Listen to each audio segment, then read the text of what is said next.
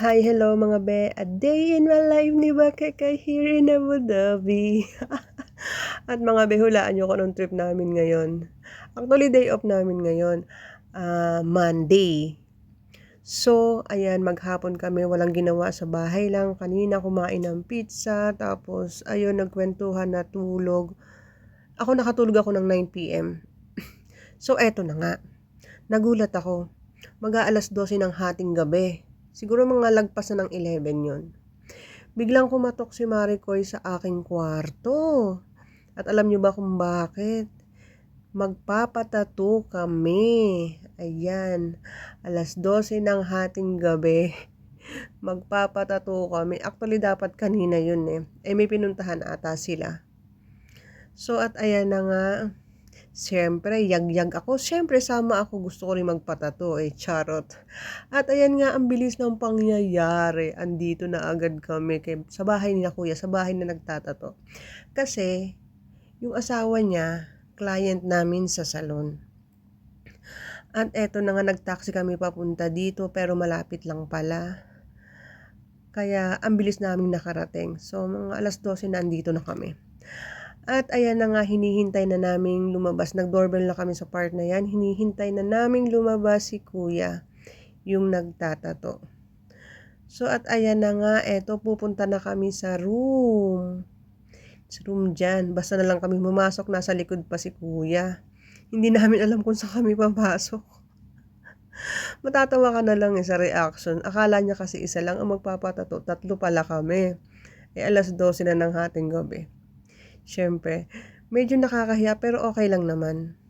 At ayan nga, pagdating namin sa loob, eto, andun si ate, matutulog na yung asawa ni Kuya.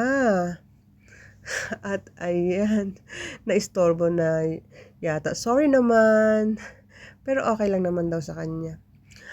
Itong mag-asawa na to, taga ano yata, to Bisaya yata sila. Matagal na silang naninirahan dito.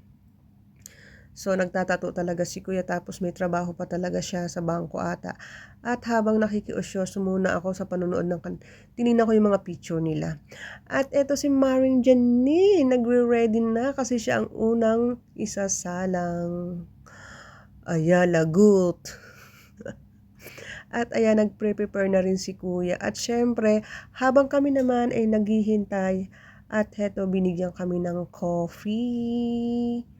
Ayan, at syempre, may coffee na, may biskwit pa. At eto na nga, mag-uumpisa na ang model. Charot. At ayan, ready na siya. Tinatanong ko sa partner yan kung kinakabahan siya, pero okay lang. Sanay na naman siya kasi may mga tattoo na talaga siya Pero ewan ko lang sa dibdib kasi ngayon At ayan nga, syempre, ang sexy ng model namin. At ayan yung biscuit na binigay sa amin ni ate. At sabi niya matutulog na daw siya. So habang nagtatato ang asawa niya, nagtatato si Kuya, siya matutulog na. Kasi syempre, may pasok pa siya kinabukasan dyan. At ayan sa part na yun, natatawa naman ako. Tingnan mo naman kung paano sumilip si Maring Ann. Akala mo sumisilip sa taol daw.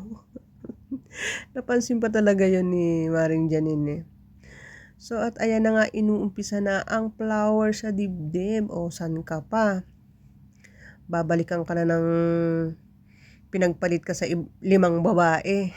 Charot. Babalikan ka na. Pero hindi na nakamove on ang mari ko dyan. Akala ni Kuya mga broken kami kaya kami magpapatato. Pero hindi po. Trip lang talaga namin magpatato. Actually matagal na namin balak yan. Ngayon lang talaga naisipan. So, at ayan bakit kaya pag nagpapatato, tawag dito, parang natatuan ka ng isang beses, parang gusto mo pa ulit magpatato. Pero masakit naman siya. Charot. At ayan na nga, di ba may maliit na flower na siya sa dibdib niya. Lalagyan niya ng kulay pula. Pil na pil niya yan. Pil na pil niya yung sakit. Charot. At ayan naman si Maring Ann. Habang tinatatuan si Kumaring Janine, dinadaan kami sa kwento. Nagda-diet daw siya, so kumakain siya ng biskwit.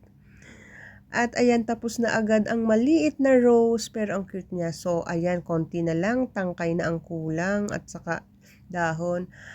At eto naman mga be, it's my turn. Dadaanin ko na lang. Kunyari hindi masakit, pero masakit siyaan. Aray, aray, aray, charot. At ito na nga, inuumpisahan na ako. Masakit. Pero okay lang, kaya naman, gusto ko, 'di ba? Gusto ko, 'di ba? Charot. Grabe naman, dinadaan lang sa tawa, dinadaan lang sa kwento. Pero masakit talaga, promise. Ganun talaga. Pero next time, ewan ko lang kung may next time pa ha. At ayan nga, ang bilis ng pangyayari, tapos na agad, one click, o 'di ba? Pauwi na kami at naglakad na lang kami pauwi. Sayang ang pantaksi. Ibinayad namin sa tato. Charot. Kasi malapit lang naman pala talaga. At eto na nga mga be. Naglalakad na ang mga babaeng tatlong gala. At thank you for watching. Bye-bye.